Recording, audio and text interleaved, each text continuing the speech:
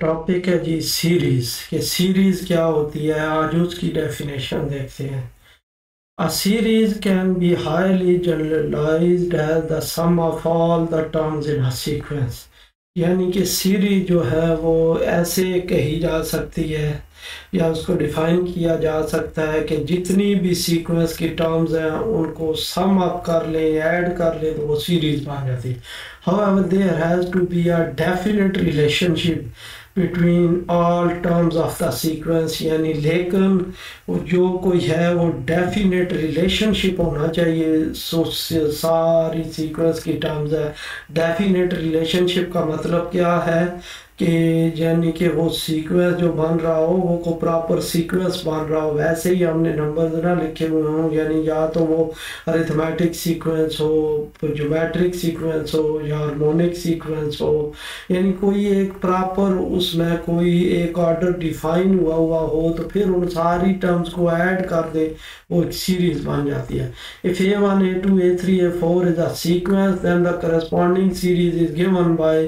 तो अगर हमारे पास ऐसी टर्म्स हो सीक्वेंस की तो उसकी जो सीरीज होगी हम इस तरह लिख देंगे Sn is equal to A1 plus A2 plus A3 plus up to so on An। तो यानी हमारे पास इस तरह जो सीरीज है न टर्म उसकी सम इस तरह हम लिख सकते हैं। The series is finite or infinite depending if the sequence is finite or infinite।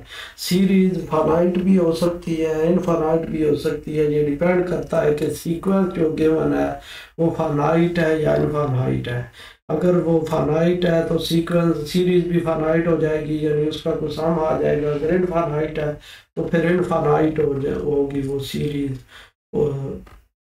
फिर आगे उसका सम उस तरह डिफरेंट प्रॉपर्टीज में कैलकुलेट किया जा सकता है। Difference between sequences and series.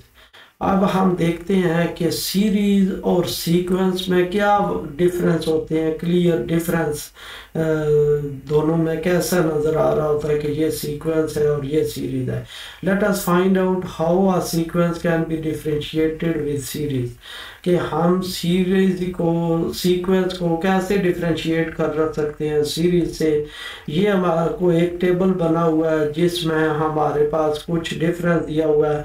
Set of elements that follow a pattern. Sequence क्या होता है कि कोई एलिमेंट्स होते हैं उनका कोई सेट, और सेट हमें पता है किस तरह हम लिखते हैं कि कॉमा कॉमा डाल के हर एलिमेंट के दरमियान लिखते हैं तो फिर वो होता है वो सीक्वेंस होता है। सीरीज क्या होती है, sum of elements of the sequence. इसी सीक्वेंस की ऐड कर दें तो वो हमारे पास सीरीज बन जाती है।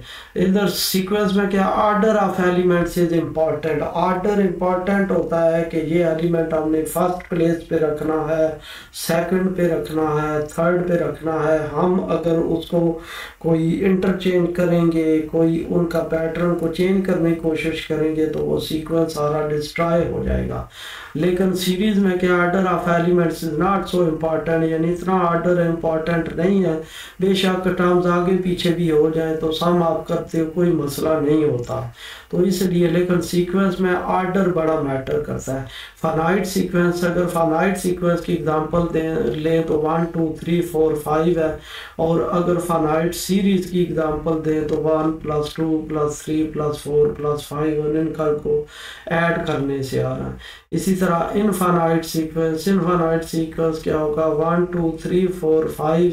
तो इनफाइनाइट सीक्वेंस हमारे पास इस तरह ये 1 2 3 4 5 कॉमा डाल के लिख सकते हैं। और इनफाइनाइट सीरीज कैसे लिखेंगे, इन सब को ऐड कर देंगे तो हमारे पास इनफाइनाइट सीरीज आ जाएगी।